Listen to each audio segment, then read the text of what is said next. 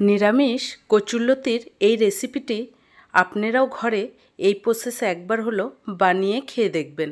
আশা করছি রেসিপিটি আপনাদেরও খুব ভালো লাগবে। নমস্কার বন্ধুরা, সুজাতাস কিচেনে আপনাদের সবাইকে স্বাগত। তো আজকে একটা নতুন রেসিপি নিয়ে এসেছি, সেটা হচ্ছে কচুরলতি দিয়ে মুগের ডাল। তো কচুরলতি দিয়ে মুগের ডালটা কিভাবে বানাবো চলুন একবার দেখিয়ে দিই। কচুরলতি দিয়ে মুগের ডাল করার জন্য প্রথমে আমি কচুরলতিগুলোকে ভালো করে ছাল টাল ছাড়িয়ে ধুয়ে পরিষ্কার করে রেখেছি। প্রথমে একটা কড়াইয়ের মধ্যে অল্প করে জল নিয়েছি, জলটাকে আমি গরম করতে বসিয়ে রেখেছি। এখানে দিয়ে দেবো এবার 1 চামচের মতো নুন। এবার জলের মধ্যে দিয়ে দেবো কচুরলতিগুলো। কচুরলতিগুলো ভালো করে একটু ভাপিয়ে নেব।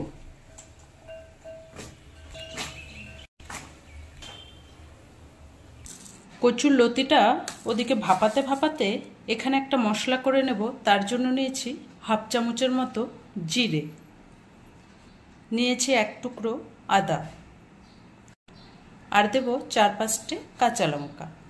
এবার এগুলো সুন্দর মতো বেটে নেব। লতিটাকে ভালো করে ভাপিয়ে জল ঝেড়ে উঠিয়ে নিয়েছি এখানে ডালের মধ্যে মুগের ডাল, 150 গ্রাম মুগের ডাল।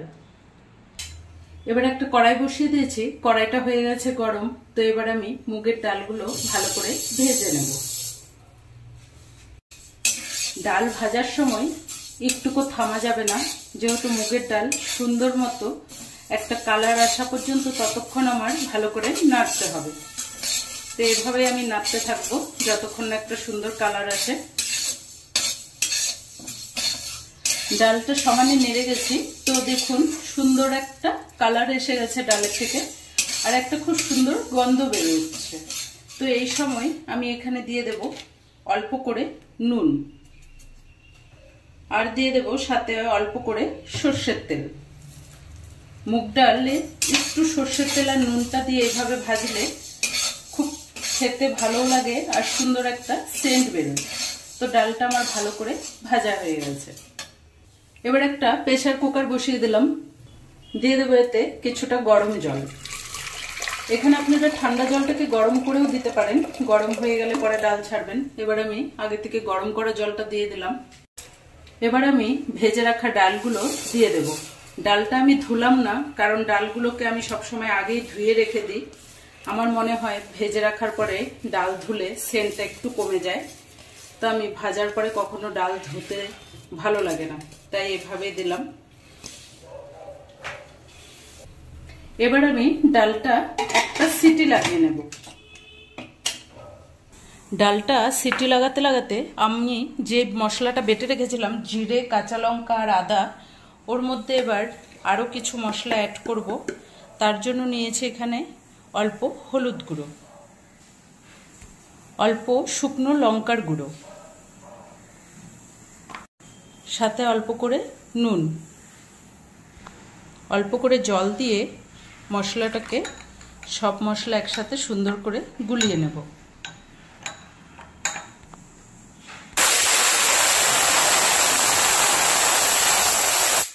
ডালটা একটা সিটি পড়ে গেছে। এবার এদিকে একটা কড়াইয়ের মধ্যে দিয়ে দিচ্ছি অল্প করে সর্ষের তেল।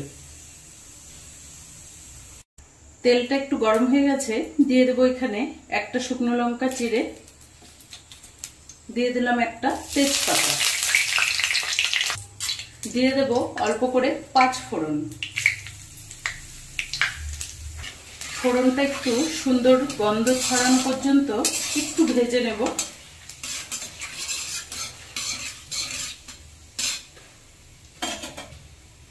এবার দিয়ে দেব একটা কেটে রাখা টমেটো,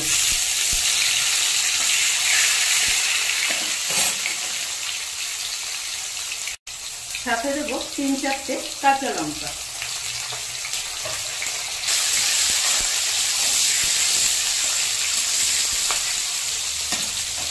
একটু নেড়ে চেড়ে দিয়ে দেব আগে থেকে গুলিয়ে রাখা মশলাটা।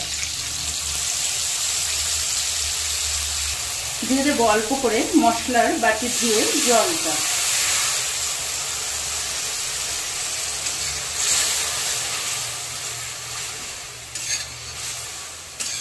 মশলাটা তেল ছাড়া পর্যন্ত ভালো করে একটু কষে নেব।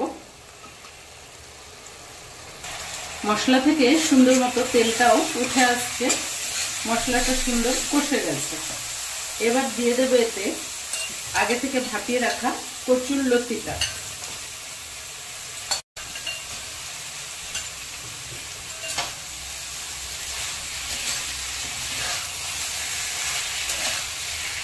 মশলার সাথে লতিটাকেও ভালো করে 2-1 মিনিট কষিয়ে নেব।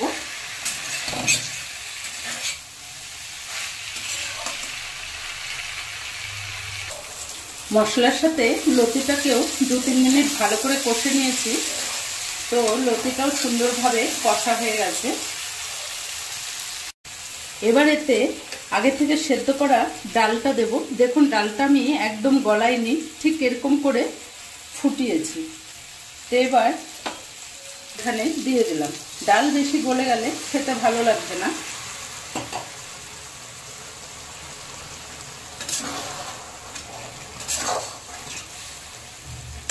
এবার আমি ডালের জলটাও দিয়ে দেব।